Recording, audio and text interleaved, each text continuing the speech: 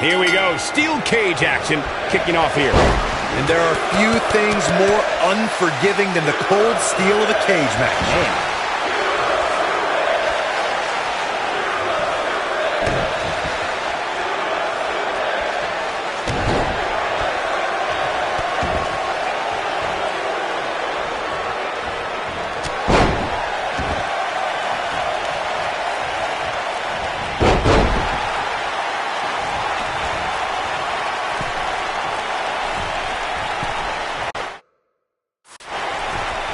Harsh impact.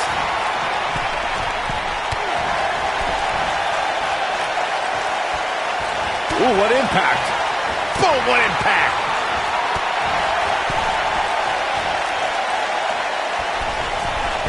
This might be it. Oh, my. Sheamus looking a little bit uneasy here. Well, he knew the champion wasn't going to go down easy here tonight. I wouldn't call for the medics just yet, Cole. He still appears to be in pretty good shape here. The good news for him is that he doesn't appear to have taken too much offense up to this point. Oh, but that can obviously all change here.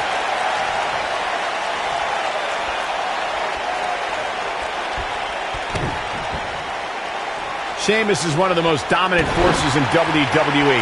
The man actually enjoys proving he is as vicious as they come and will attack anyone who steps in his way.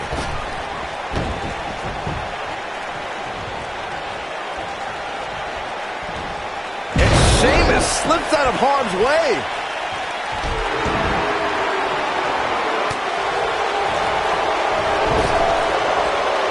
Going back to Sheamus's dominance, he's won numerous championships. He's a Royal Rumble match winner and a Mr. Money in the Bank. Then when he joined Cesaro, it caused a seismic shift in the tag team division. Besides the fact that Sheamus and Cesaro were rivals, Sheamus is famous for not playing well with others. But what began as an unlikely duo evolved into a dominant force. That is the Bar.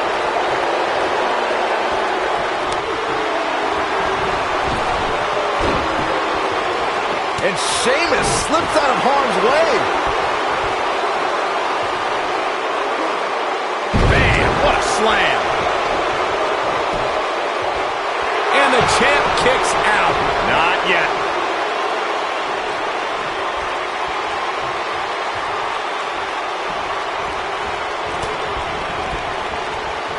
The WWE Universe has seen the evolution of the steel cage in the enclosure known today as Hell in a Cell.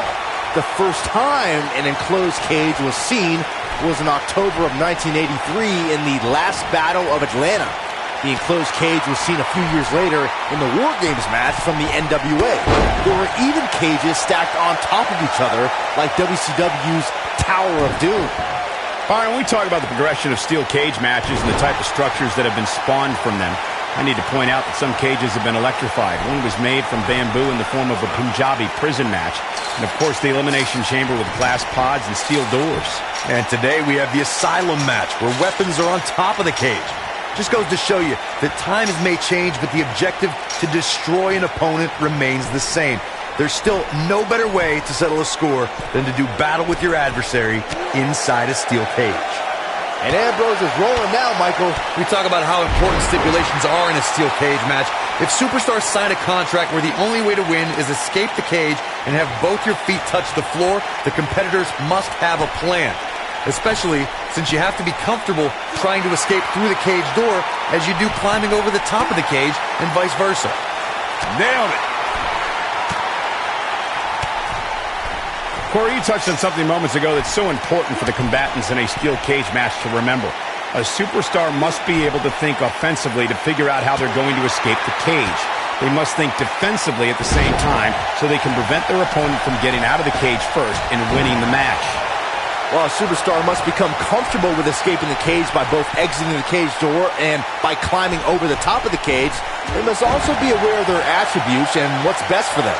Let's just say if you're a giant like The Big Show, The Undertaker, Kane, or even Braun Strowman, it's preferred to exit through the cage door.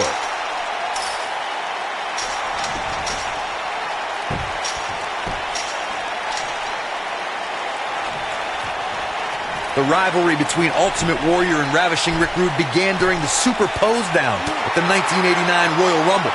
Then it progressed to where both superstars battled over the Intercontinental Championship. At SummerSlam 90, the rivals met inside a 15-foot-high steel cage for the WWE Championship.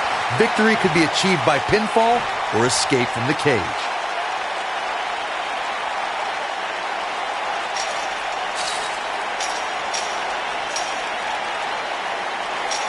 This one's about heart and determination, the will to win, and leave here tonight. Retains the title! Let's take another look at these guys getting after it.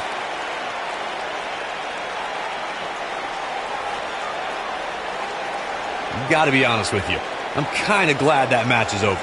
He comes out with a W, but it wasn't very pretty. Here's your winner, and the new Intercontinental Champion, the Superstar. It's a win here tonight for Dean Ambrose. Before we move on here on Main Event, allow me to thank everybody at home for joining us this week. We truly appreciate it.